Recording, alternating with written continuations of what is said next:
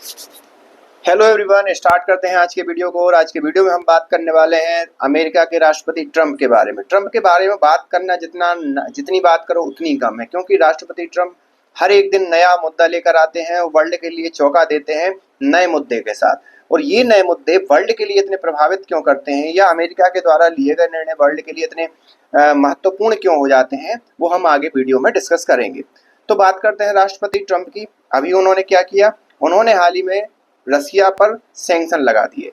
तब आप पूछोगे कि रसिया पर सैंक्शन तो पहले से लगे थे, रसिया यूक्रेन वॉर के चलते हुए बाइडेन सरकार ने बहुत बड़े बड़े सैंक्शन लगा दिए थे। तो अब ऐसा बचा क्या था कि रसिया पर सैंक्शन लगा दिए। रसिया पर सैंक्शन अभी हाल ही में प्राइवेट कंपनियों पर लगाए हैं, और प्राइवेट छोटी मोटी कंपनी नहीं, वो कंपनी जो क्रूड ऑयल पूरे वर्ल्ड को बेचती थी, उन प्राइवेट कंपनियों पर सैंक्शन लगा दिए हैं। और सैंक्शन भी छोटे मोटे नहीं, जो भी देश, जो भी राष्ट्र या जो भी कंपनियों, प्राइवेट कंपनियों से, मतलब रसिया की जो क्रूड ऑयल वाली प्राइवेट कंपनियों से व्यापार करेगा, उन सभी कंपनियों की जो एसेट हैं वो अगर अमेरिका के अंदर है तो फ्रीज कर दी जाएंगी। और इसी चीज से सारे देश डरते हैं। इस चीज से सारे देश को डरना बनता भी है, क्योंकि आप जब देखोगे, बहुत ही केयरफुली ऑब्जर्व करोगे, तो वर्ल्ड में जितने भी देश हैं वो अपने फॉरेन रिजर्व में, फॉरेन एक्सचेंज में ज्यादा से ज्यादा डॉलर रख के बैठे हैं। और अगर अमेरिका ने डॉलर को फ्रीज कर दिया तो आप समझ लो कि पूरा का पूरा जो पैसा लोगों ने बना के रखा था वो फ्रीज हो जाएगा, और हर एक कंट्री को इतना नुकसान होगा। और इसी के चलते जो भारत और चाइना, जो अमेरिका रसिया से जो ऑयल परचेस कर रहे थे, सीधी सी बात है वो भी फिर रसियन कंपनी से क्रूड ऑयल परचेस करना बंद कर देंगी। और यही ट्रंप का एक प्रकार से मुद्दा है कि रसिया, जो मतलब चाइना और इंडिया, जो कि रसिया से ऑयल परचेस कर रहे हैं, वो बंद कर दें। और जब वो बंद कर देंगे तो सीधी सी बात है रसिया को पैसा मिलना बंद हो जाएगा। जब रसिया को पैसा मिलना बंद हो जाएगा तो फिर रसिया जो है वो यूक्रेन के डिस्कशन टेबल पर आ जाएगा और वो जो है युद्ध रोक देगा। ट्रंप के इस निर्णय के बाद जैसे ही रसियन राष्ट्रपति से ये पूछा गया कि आखिरकार आप इस बारे में क्या कहते हैं, तो रसिया के राष्ट्रपति ने कहा, मैं ये मानता हूं कि ये जो टैरिफ है या जो इस प्रकार के सैंक्शन है वो बहुत ही कड़े हैं और बहुत ही सीरियस है। लेकिन अगर ट्रंप और अमेरिका के राष्ट्रपति ये सोचते हैं कि वो क्या करेंगे कि पुतिन यूक्रेन के खिलाफ युद्ध को रोक देंगे, तो ऐसा नहीं होने वाला, युद्ध जारी रहेगा। फिर बाद में वही मीडिया पहुंचती है ट्रंप के पास कि आपने इतने बड़े बड़े सैंक्शन लगा दिए और राष्ट्रपति पुतिन तो ऐसी बातें कर रहे हैं। तो राष्ट्रपति ट्रंप का कहना क्या था कि जस्ट 6 महीने रुक जाओ, फिर हम देखते हैं कि आखिरकार कौन कितनी लंबी युद्ध को खींच पाता है। क्योंकि जब 6 महीने तक आपका व्यापार नहीं होगा तो इकोनॉमी ठप होगी, तो सीधी सी बात है आपको डिस्कशन टेबल पर आना पड़ेगा। यहाँ पर ये तो चीजें हुई, अगर मान लो पुतिन कंटिन्यू रख पाते हैं इस वॉर को बगैर इसी सैंक्शन के साथ, तो सीधी सी बात है रसिया अपनी पावर दिखा देगा और जो अमेरिका है उसको ठेंगा दिखा देगा। ये तो हुआ एक इसका आउटकम कि अगर वो हो गया। लेकिन जो ग्लोबल ऑर्डर है, ये तो रसिया के परिप्रेक्ष्य में था, लेकिन जो ग्लोबल ऑर्डर है उसके लिए आज की डेट में एक चीज सोचना बहुत जरूरी है।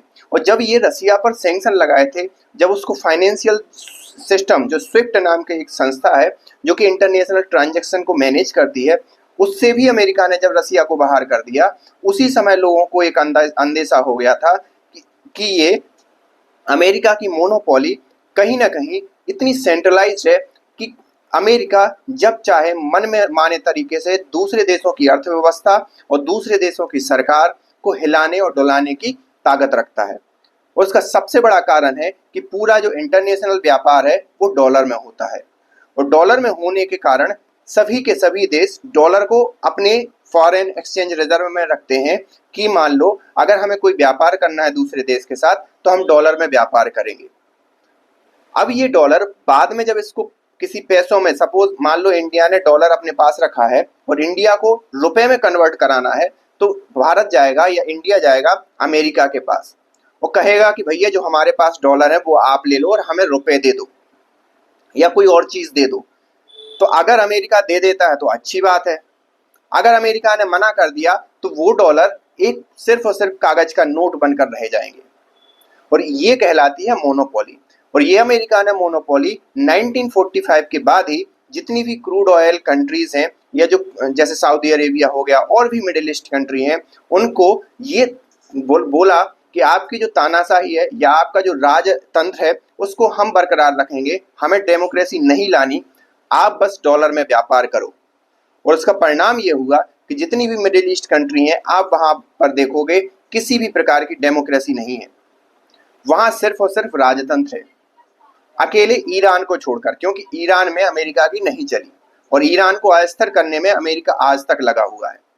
और उसके बदले में ये सारी मिडिल ईस्ट कंट्री डॉलर में व्यापार करती हैं और इसका परिणाम ये है कि आज की डेट में डॉलर की डोमिनेंस के कारण अमेरिका की डोमिनेंस बनी हुई है। इसको कैटल करने के लिए, इसको टैकल करने के लिए जो भी अलग अलग राष्ट्र हैं, अब उन्होंने सोना लेना स्टार्ट कर दिया है या अपने फॉरेन एक्सचेंज रिजर्व को सोने में कन्वर्ट करना स्टार्ट कर दिया है। और अमेरिका का पाखंड या अमेरिका की दिमागदारी आप यहाँ देखिए कि उसने जो खुद का फॉरेन एक्सचेंज रिजर्व है उसका 73% गोल्ड के अंदर जमा किया हुआ है। मतलब उसका जो फॉरेन एक्सचेंज रिजर्व है उसमें 73% गोल्ड है, जबकि आप दूसरे देशों का फॉरेन एक्सचेंज रिजर्व देखोगे तो उसमें सबसे ज्यादा आपको डॉलर मिलेगा। ये चीजें हैं जो कि अमेरिका को इतना ताकतवर बनाती है। इन सैंक्शन के आउटकम की बात कहें तो सीधी सी बात है, भारत और चाइना रसिया से ऑयल परचेस करना तो बंद करेगा, लेकिन अमेरिका की ये नीति कहीं ना कहीं अमेरिका के लिए आगे आने वाले समय में नुकसान पहुंचाएगी और उसका परिणाम ये होगा कि लोग एक नई करेंसी की तलाश करेंगे या फिर एक अलग ऐसा सिस्टम बनाएंगे जिसमें डॉलर की जरूरत ही ना हो। और ये चीज अमेरिका को ना केवल कमजोर करेगी बल्कि उसका जो प्रभाव है अलग अलग देशों में, अलग अलग चीजों में, वो भी कम होगा। तो ट्रंप के निर्णय एक प्रकार से वैसा ही निर्णय साबित होगा जैसे कि उन्होंने तालिबान में लिया था, तालिबान या अफगानिस्तान के अंदर लिया था कि हमें बस सैनिक वापस बुलाने हैं, उसके क्या आउटकम होंगे उन्हें कोई फिक्र नहीं थी। और वही उन्होंने किया, पूरे सैनिक वापस बुला लिए और पूरे जितने हथियार थे, बाद में बाइडेन एडमिनिस्ट्रेशन आ गया, पूरे हथियार वहां पर छोड़ के आ गए और उन हथियारों को ब्लैक मार्केट से आतंकवादियों तक पहुंचाया गया या वो हथियार आतंकवादियों तक पहुंच गए।